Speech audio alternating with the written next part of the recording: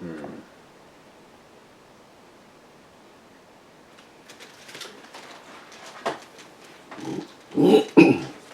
Aurobindo's Gayatri, which invokes the power of the supramental consciousness to transform earth life. Always the last one we chant as an invocation.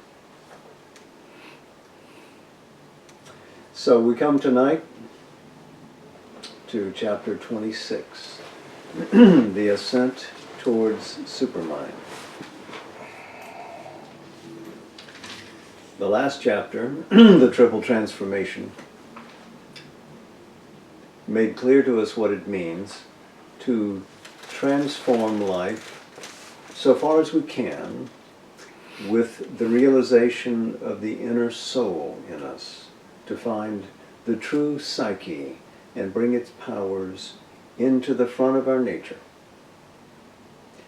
To then step into the vaster realization of the spiritual consciousness, which is beyond time, but all time, all space, all manifestation is an aspect of its dynamic being, to realize the universal in addition to the personal, and to make that universal expression possible through our physicality, through our vital communion with the world, and through the way we cognize and share insight with all about. These first two steps towards transformation are important because they bring to a rounded fullness what we've achieved so far in the course of evolution on this earth. Now, to ascend into the supramental consciousness and transform nature with that supreme awareness is the prospect that Sri Aurobindo takes up next. So, chapter 26, the ascent towards supermind. And as always, he has drawn material as mottos from the Vedic and Vedantic tradition. This time, it is exclusively a set drawn from the Rig Veda. The first,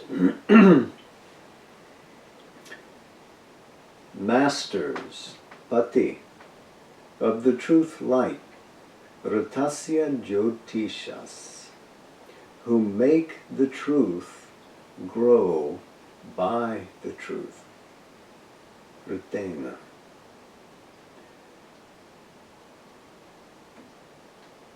In earlier chapters, we've seen that he regards the truth consciousness not simply as an essential awareness, but as a constructive awareness that not only sees, but it affects what it sees. And that consciousness in Vedic parlance, which composes our harmonic universe according to the order and the vision of truth, is Rita. So it is they who come and make this truth grow by the truth. In other words, every step that we take into truth, when we find right being and act consequent upon that, it encourages more truth to manifest. And who, he doesn't state it here, but who are the Godheads who are being invoked here? One is Mitra, who is the God of harmony, of love, friendship, amity. Obviously, this is an aspect which is native to what we find at the heart of the psyche. The other God is Varuna, the God who is oceanic vastness, who is universal in aspect. So we find here the love that we all need to encourage us to grow, and we find the vastness in which we must place ourselves. And those two things answer to the psychic and the spiritual transformation that Sri Aurobindo dealt with largely in this last chapter, the triple transformation. And so he begins the ascent towards supermind with just such a reference. Something drawn from thousands of years ago, seen by the Vedic rishis, the seers, the visionaries, who had this early glimpse of what that truth light is, does, was, will be, what we may be. Then, moving from the first mandala of the Rig Veda, he comes to the seventh mandala. In this hymn, this section says, 3 powers of speech, vachaha, that carry the light, jyoti, in their front. A triple house of peace, a triple way of the light, Tridhatu Sharanam, Trivartu Jyoti. And this is an image carried to us of Parjanya, the God who makes it rain. And rain is the very symbol of the descent of consciousness. What comes from above comes as a grace to bless, to endow life. The third is drawn from the 9th book, and it says, 4 other worlds of beauty he creates as his form when he has grown by the truths. So if the last one spoke about descent, this one is speaking about ascent. We ascend. We ascend by the discovery of this supramental consciousness into the greatest reality of Sat Chit Ananda. These are the 4. The gateway consciousness of supermind, Ananda, Chit Tapas, and finally, Sat. We're using now Vedantic terms to describe what is this Vedic insight. Left for us to guess at here, seen, but not cabined in limiting phraseology. And then we come to the 4th citation, which is from the 9th book. This is a book dedicated to Soma, the Lord. Yes. He is born a seer, kavi, with the mind of discernment, manasa, an offspring of the truth, garbhoratasya, a birth set within in the secrecy, guha, half arisen into manifestation.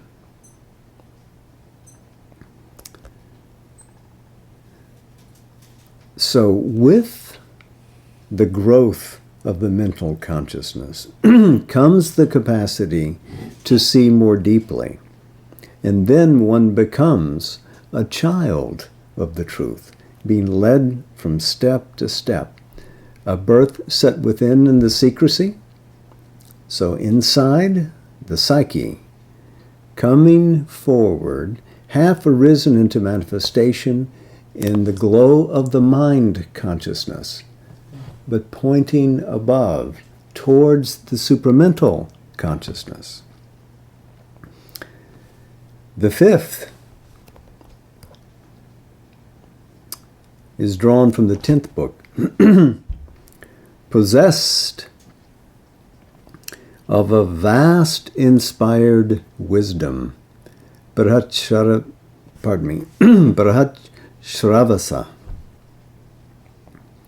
creators of the light, Jyotish Krito, conscious all-knowers, growing in the truth.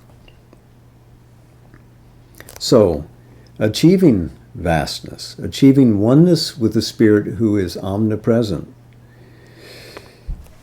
allows you to become a co-creator of the light, conscious, all-knowing, growing from step to step, from truth to greater truth, from light to greater light. And finally, he brings in something from the first mandala. He began with the first mandala, and he ends these mottos with the first mandala. Beholding the higher light, Parijyotish, beyond the darkness, we came to the divine sun in the Godhead, to the highest light of all. The divine sun is Suryam, represents in the physical world the all-illuminating power of the supramental consciousness.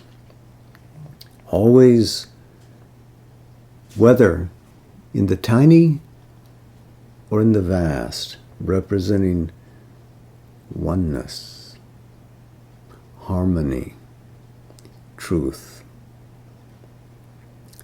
To the highest light of all, Jyotir Uttamam.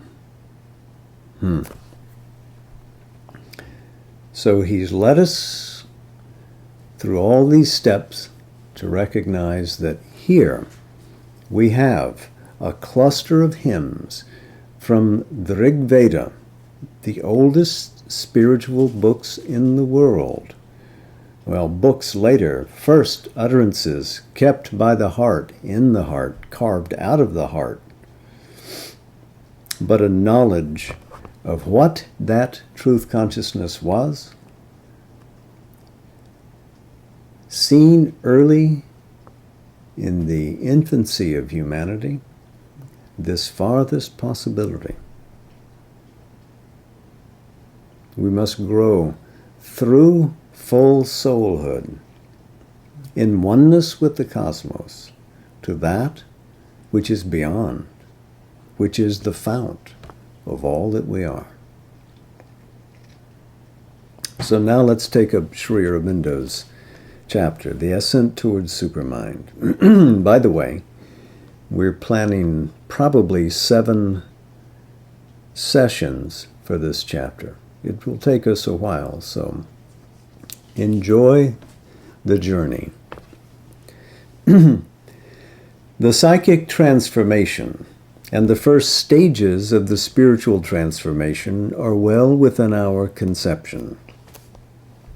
Their perfection would be the perfection, wholeness, consummated unity of a knowledge and experience which is already part of things realized, though only by a small number of human beings. But the supramental change in its process carries us into less explored regions. It initiates a vision of heights of consciousness, which have indeed been glimpsed and visited, but have yet to be discovered and mapped in their completeness. You can see how apposite this is, looking at these Vedic verses with which we began. He refers here, by intimation, to the Rig Veda, glimpsed, visited, but not yet made manifest, not made clear in us. Yes, we have achieved the psychic realization. We have achieved sainthood. We have achieved the station of the sage who lives in oneness with the spiritual reality around. Great achievements both. Insufficient for what evolution wants to accomplish. The promise of evolution cannot be completed if we don't press on to the supramental.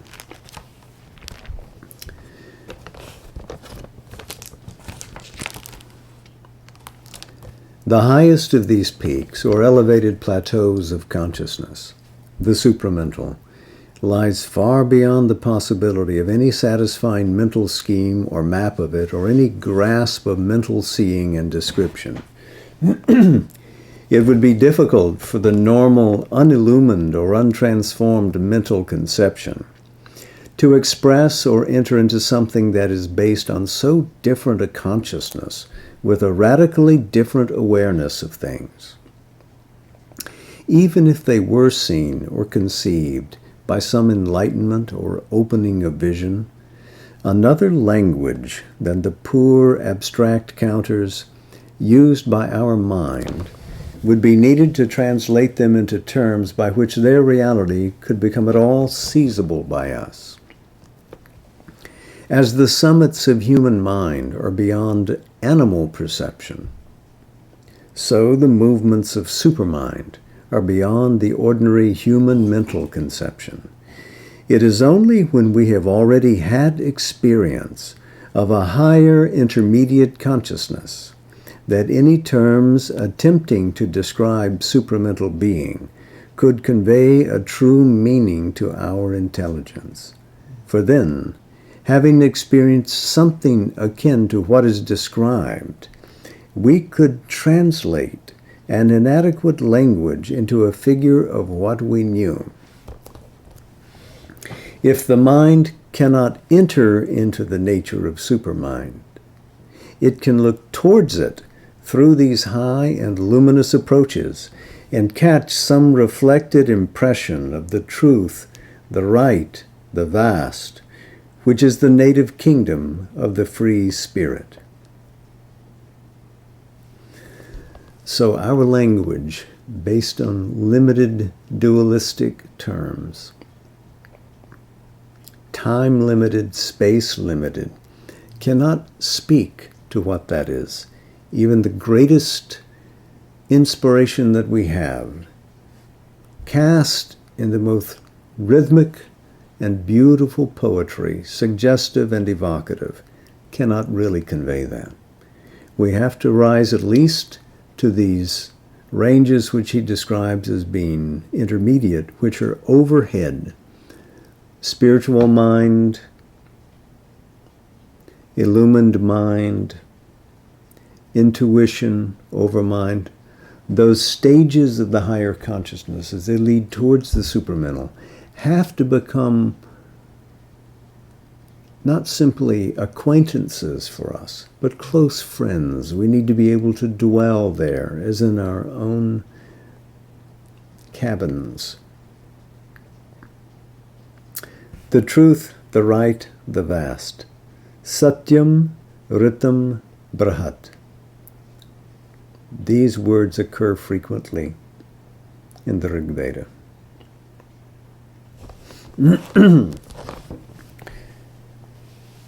But even what can be said about the intermediate consciousness must perforce be inadequate. Only certain abstract generalizations can be hazarded, which may serve for an initial light of guidance. So these intermediate ranges that he speaks of here are higher than the human philosophic attainment, for instance, leading towards the supramental, but not the intermediate zone which Sri Aurobindo describes in his letters on yoga. That is a region of perplexity and doubt, and not at all related to these higher realms which Sri Aurobindo is describing here. Those intermediate zones to the seeking are discovered when we go inside in the interior parts of ordinary nature, in the vital world, in the mental world, etc. That's where those zones of danger and allurement exist. The term intermediate is too useful to use it only in one context, so he brings it back in here to describe the range between ordinary human mental capacity and what is the truth consciousness above. So we continue. The one enabling circumstance here is that, however different in constitution and principle, the higher consciousness is still, in its evolutionary form, in what we can first achieve of it here, a supreme development of elements which are already present in ours, in however rudimentary and diminished a figure and power of themselves. It is also a helpful fact that the logic of the process of evolutionary nature continues greatly modified in some of the rules of its working, but essentially the same in the ascension of the highest heights as in the lower beginnings. Thus, we can discover and follow to a certain extent the lines of her supreme procedure. So the rules of the evolutionary disclosure of hidden principles of being is largely the same throughout. For we have seen something of the nature and law of the transition from intellectual to spiritual mind. From that achieved starting point, we can begin to trace the passage to a higher dynamic degree of the new consciousness and the farther transition from spiritual mind towards supermind. The indications must necessarily be very imperfect, for it is only some initial representations of an abstract and general character that can be arrived at by the method of metaphysical inquiry. The true knowledge and description must be left to the language of the mystic and the figures at once more vivid and more recondite of a direct and concrete experience. Again, a reference back to the Vedic Kavis and Rishis who saw, experienced, and cast in the most plastic language that they had available some imagery which suggested to us what that reality is. So, they may be imperfect, but they are something.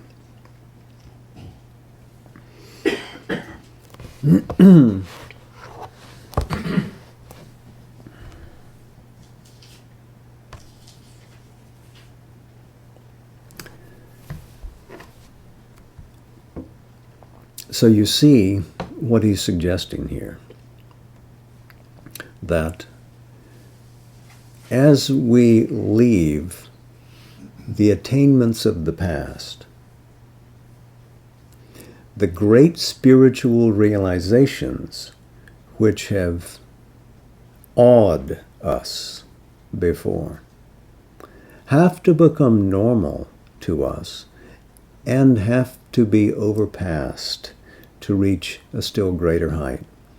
So although we have a glowing spiritual heritage stretching back thousands of years in India and indeed throughout the world, we cannot rest content with prior achievements or simply scaling the same heights, climbing the same mountains again and again.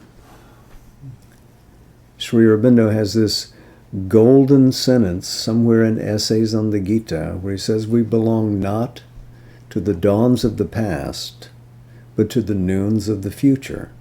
Again, a solar reference. The sun representing the orb of the truth light. At its beginning, it inspires us, it awakens us. But until we've reached the zenith, where it stands above us, and it's in its fullest glory, we shall not rest. The transition to supermind through overmind is a passage from nature as we know it into supernature. So let's remember again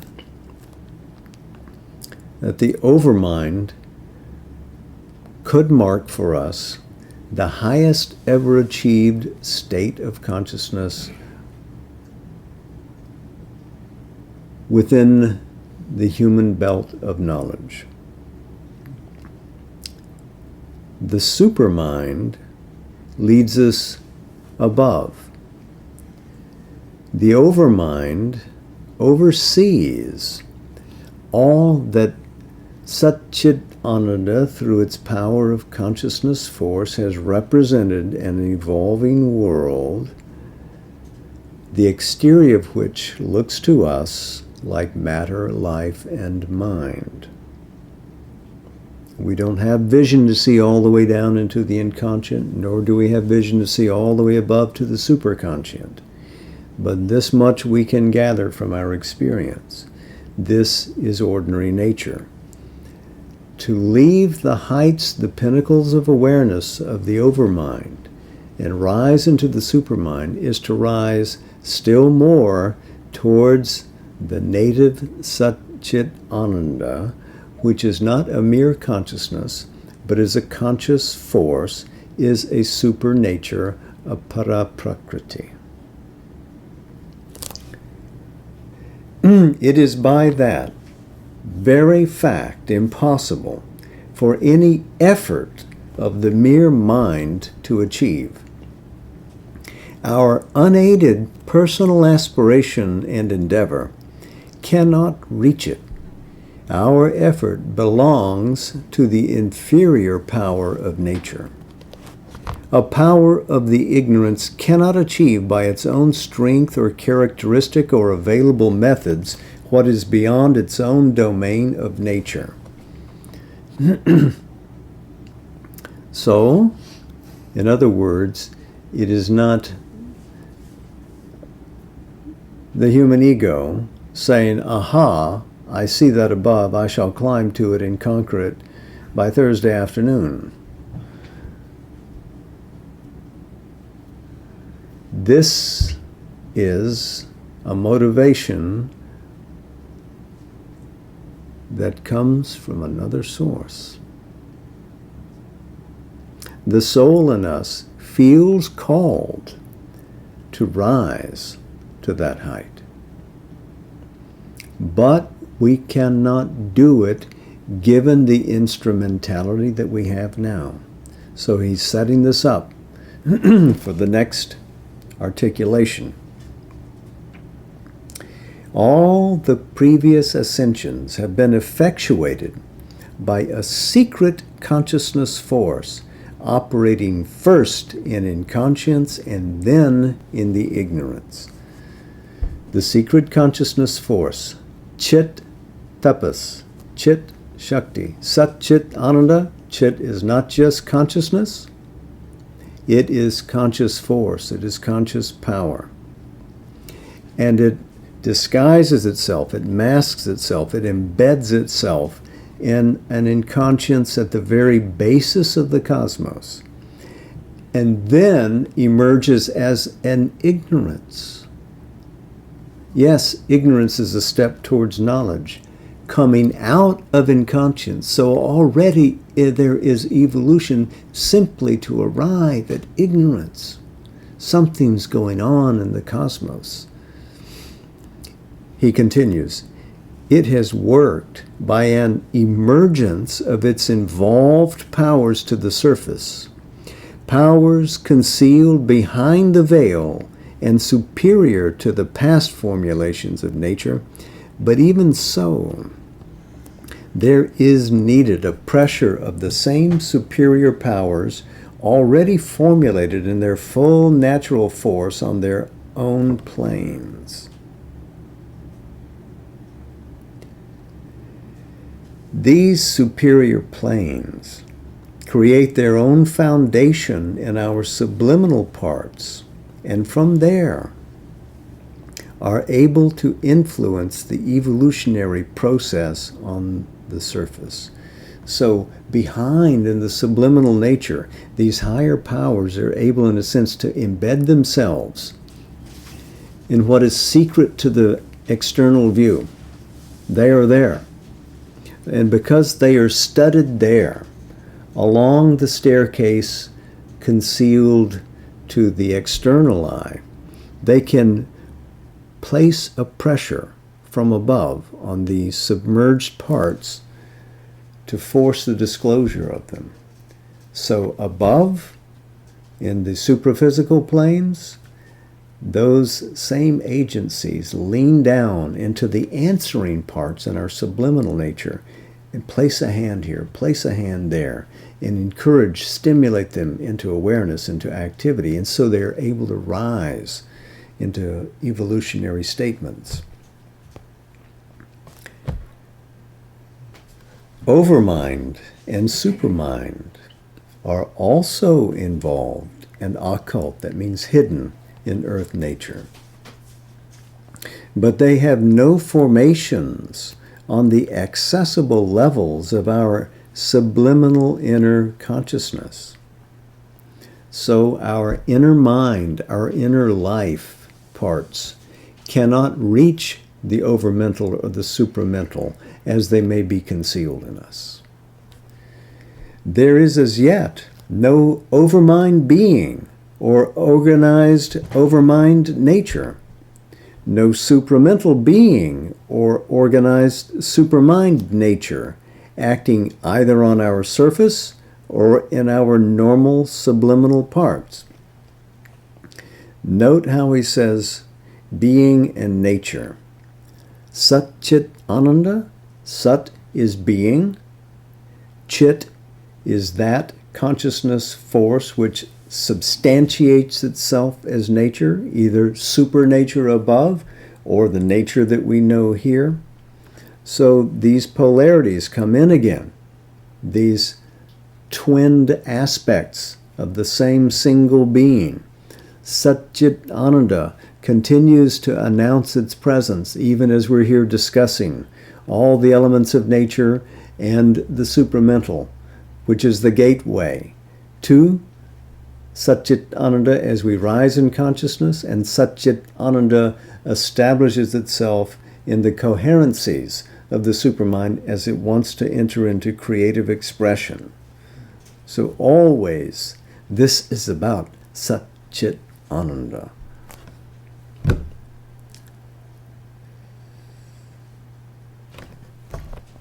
In order,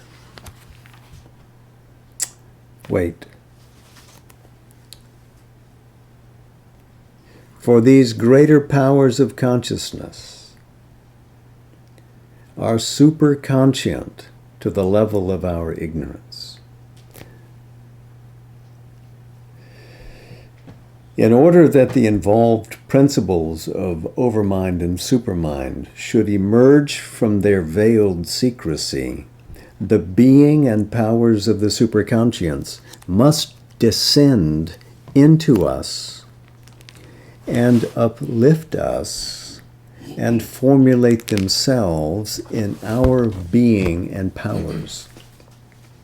This descent is a sine qua non of the transition and transformation. Descent. A sine qua non is an indispensable condition. It is conceivable indeed that without the descent, by a secret pressure from above, by a long evolution, our terrestrial nature might succeed in entering into a close contact with the higher, now superconscient planes, and a formation of subliminal overmind might take place behind the veil. As a result, a slow emergence of the consciousness proper to these higher planes might awake on our surface. This is how it was done before. First, the higher power planted itself in the subliminal being, and from there it could work to articulate it as it emerged, as it rose from nature.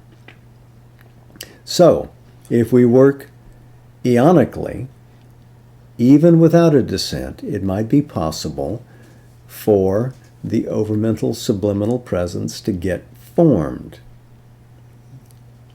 might be able to awake. It is conceivable that in this way there might appear a race of mental beings thinking and acting not by the intellect or reasoning and reflecting intelligence, or not mainly by it, but by an intuitive mentality, which would be the first step of an ascending change. This might be followed by an over-mentalization, which would carry us to the borders beyond which lies the supermind or divine gnosis. So if that subliminal part of us could accept and receive eonically formed this over-mental bridging possibility, then we could perhaps from that intuitivize the normal mental intelligence. In other words, make it be capable of deep, stunning insight that sees identity in what it regards and thus knows the truth of it, gets to the essence. This is what intuition does. So if this overmind, active in a subliminal nature, could draw up the normal mind to the level of intuition, then it would be making a big step towards the truth. And then could be drawn more towards the overmind.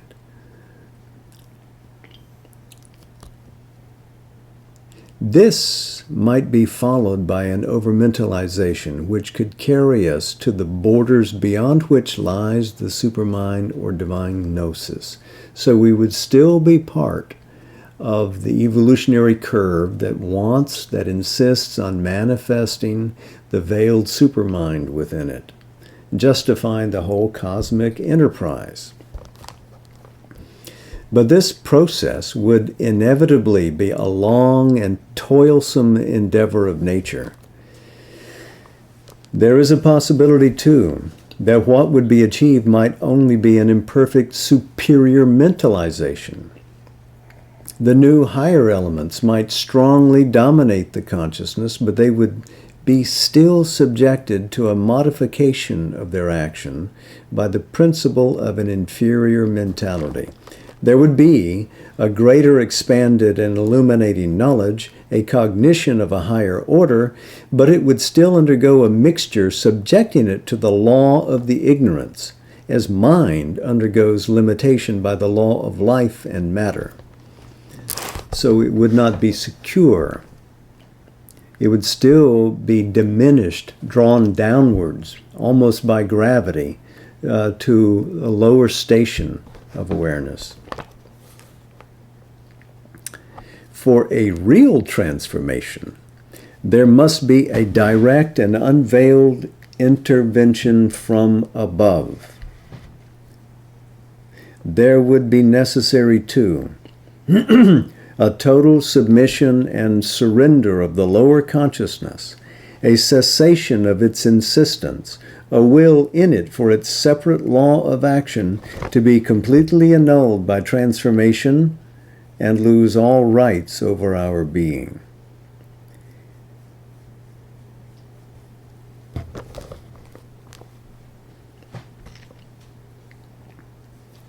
This will remind you of the first chapter of Sri Aurobindo's book, The Mother. That first chapter was released as a message on the 21st of February 1927, and we'll be speaking about that again in a few weeks. The first sentence of it: there are two powers that alone can effect in their conjunction the great and difficult thing which is the aim of our endeavor. A fixed and unfailing aspiration that calls from below, and a supreme grace from above that answers. So here we have that same reality. Now he's writing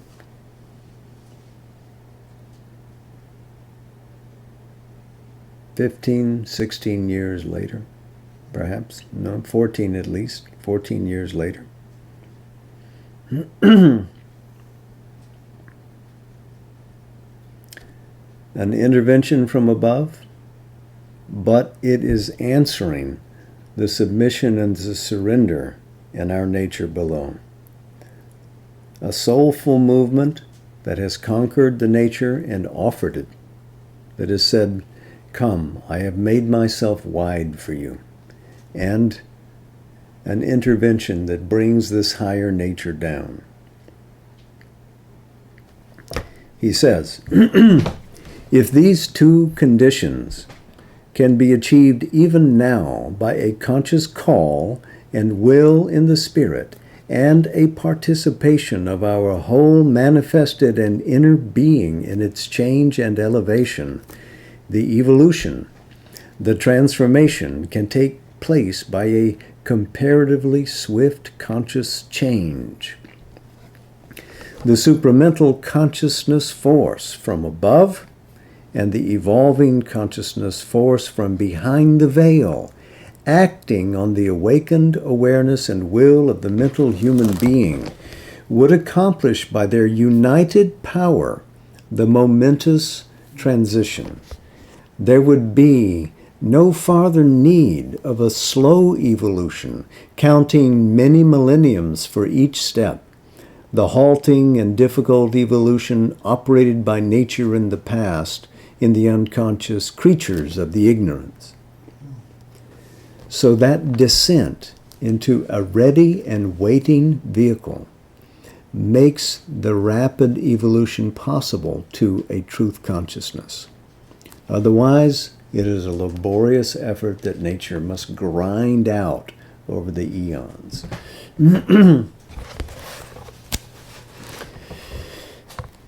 It is a first condition of this change that the mental man we now are should become inwardly aware and in possession of his own deeper law of being and its processes. He must become the psychic and inner mental being, master of his energies, no longer a slave of the movements of the lower Prakriti, in control of it, seated securely in a free harmony with a higher law of nature. So this is not simply the freedom of Purusha from Prakriti, soul watching nature. No, this is not just Sakshi, being the witness. One must become Anumanta, must be capable of imposing spiritual will upon the nature from the free being of the Purusha. An increasing control of the individual over his own action of nature, a more and more conscious participation in the action of universal nature is a marked character. It is indeed a logical consequence of the evolutionary principle and process. So here again, the individual awakened to itself, working in concert with the universal. We cannot simply become soul realized. We must become universal in stature, in consciousness, and bring that universality into the awakened soul, fusing the two. All action, all mental, vital, physical activities in the world are the operation of a universal energy, a consciousness force which is the power of the cosmic spirit working out the cosmic and individual truth of things. But since this creative consciousness assumes in matter a mask of inconscience and puts on the surface appearance of a blind universal force, executing a plan or organization of things without seeming to know what it is doing, the first result is kin to this appearance. It is the phenomenon of an inconscient physical individualization, a creation not of beings but of objects. These are formed existences with their own qualities, properties, power of being, character of being. but nature's plan in them and organization of them have to be worked out mechanically without any beginning of participation, initiation, or conscious awareness in the individual object, which emerges as the first dumb result and inanimate field of her action and creation. So the consciousness force, masking itself, throws out the physical form, rupa. But rupa, without the informing consciousness, nama, inside, is incomplete. In animal life, the force begins to become slowly conscious on the surface and puts forth the form, no longer of an object, but of an individual being.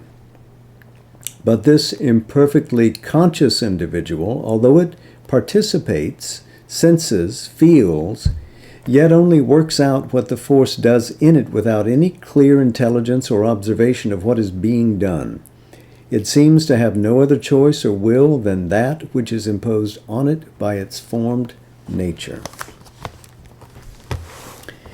In human mind, there is the first appearance of an observing intelligence that regards what is being done and of a will and choice that have become conscious.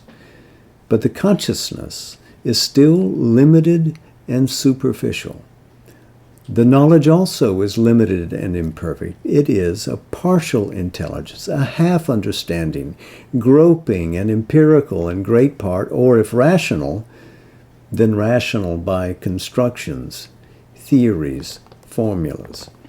So we see the same imperfections that the ignorance clouds in the formation of the form, in the diminished power of life, and in the blinkered capacity of vision in the mind. To go on with the mind, there is not as yet a luminous seeing which knows things by a direct grasp and arranges them with a spontaneous precision according to the seeing, according to the scheme of their inherent truth. Although there is a certain element of instinct and intuition and insight which has some beginning of this power, the normal character of human intelligence is an inquiring reason or reflective thought which observes, supposes, infers, concludes, arrives by labor at a constructed truth, a constructed scheme of knowledge, a deliberately arranged action of its own making. Or rather, this is what it strives to be and partly is, for its knowledge and will are constantly invaded, darkened, or frustrated by forces of the being, which are half-blind instruments of the mechanism of nature. Knowledge and will, again, a reflection of Chit Shakti. So the mental being, at its best, is still diminished, not capable of the true knowledge. If we needed to be reminded of why we must grow farther, here is the reason why. This is evidently not the utmost of which consciousness is capable, not its last evolution and highest summit. A greater and more intimate intuition must be possible, which would enter into the heart of things, be in luminous identity with the movements of nature, assure to the being a clear control of his life, or at least a harmony with his universe.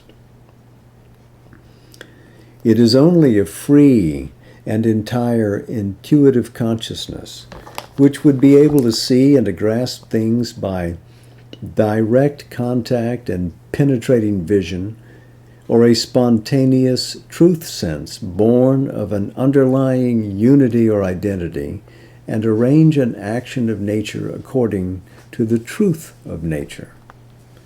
So this is a hint to evolve a power of knowledge by identity which is native to intuition, and for us to evolve beyond the dualisms and the imperfections and the indirectness of mind into an intuitive mind.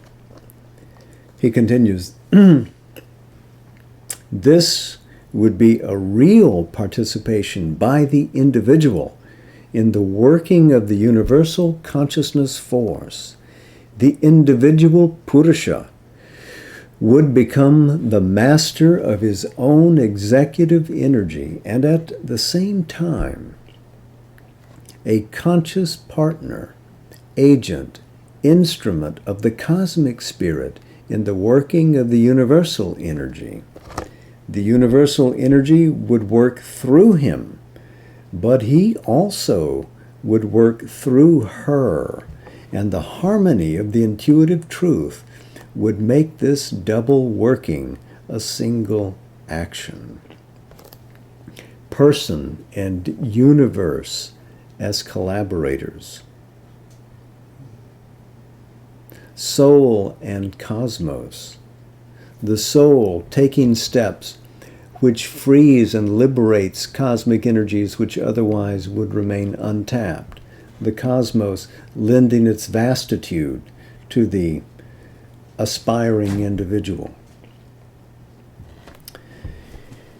A growing conscious participation of this higher and more intimate kind must be one accompaniment of the transition from our present state of being to a state of supernature. So this fusion is a door to the future of the truth consciousness upon earth, to the introduction of supernature to nature, or you could say the revealing of it, because is it not always present? So I think this is a fine place to put our bookmark for this week.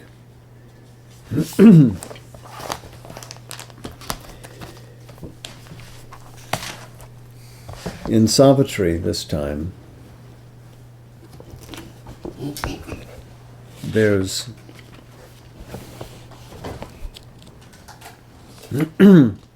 a passage in Book 2, the Book of the Traveler of the Worlds. In its final canto, Canto 15, The Kingdoms of the Greater Knowledge, which speaks about climbing to these heights, waiting to get to the beyond, to the supreme.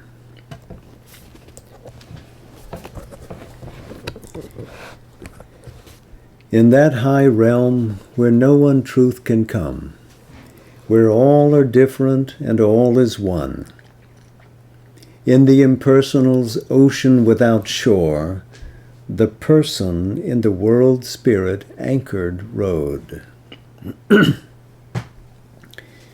It thrilled with the mighty marchings of world force. Its acts were the comrades of God's infinite peace. An adjunct to glory and a symbol self, the body was delivered to the soul. An immortal point of power, a block of poise, in a cosmicity's wide formless surge, a conscious edge of the transcendence might, carving perfection from a bright world stuff. It figured in it a universe's sense. There consciousness was a close and single weft. The far and near were one in spirit space. The moments there were pregnant with all time. The superconscient's screen was ripped by thought. Idea rotated symphonies of sight. Sight was a flame throw from identity. Life was a marvelous journey of the spirit, feeling a wave from the universal bliss. in the kingdom of the Spirit's power and light, as if one who arrived out of infinity's womb. He came newborn, infant, and limitless, and grew in the wisdom of the timeless child. He was a vast that soon became a sun. A great luminous silence whispered to his heart, his knowledge an in-view caught unfathomable, an out-view by no brief horizons cut. He thought and felt in all, his gaze had power. He communed with the incommunicable. Beings of a wider consciousness were his friends. Forms of a larger, subtler make drew near. The gods conversed with him behind life's veil. Neighbor his being grew to nature's crests. The primal energy took him in its arms. His brain was wrapped in overwhelming light, and all-embracing knowledge seized his heart. Thoughts rose in him no earthly mind can hold. Mights played that never coursed through mortal nerves. He scanned the secrets of the overmind. He bore the rapture of the oversoul. A borderer of the empire of the sun, attuned to the supernal harmonies, he linked creation to the eternal's sphere. His finite parts approached their absolutes. His actions framed the movements of the gods. His will took up the reins of cosmic force.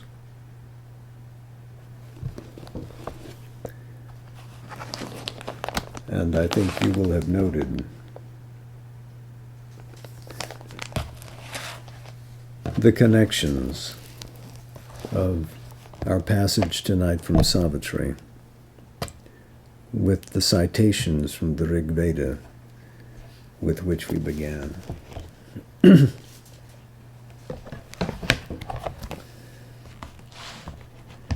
The ascent towards supermind.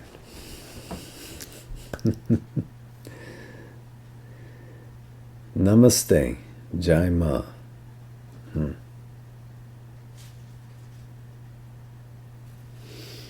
And to all of our friends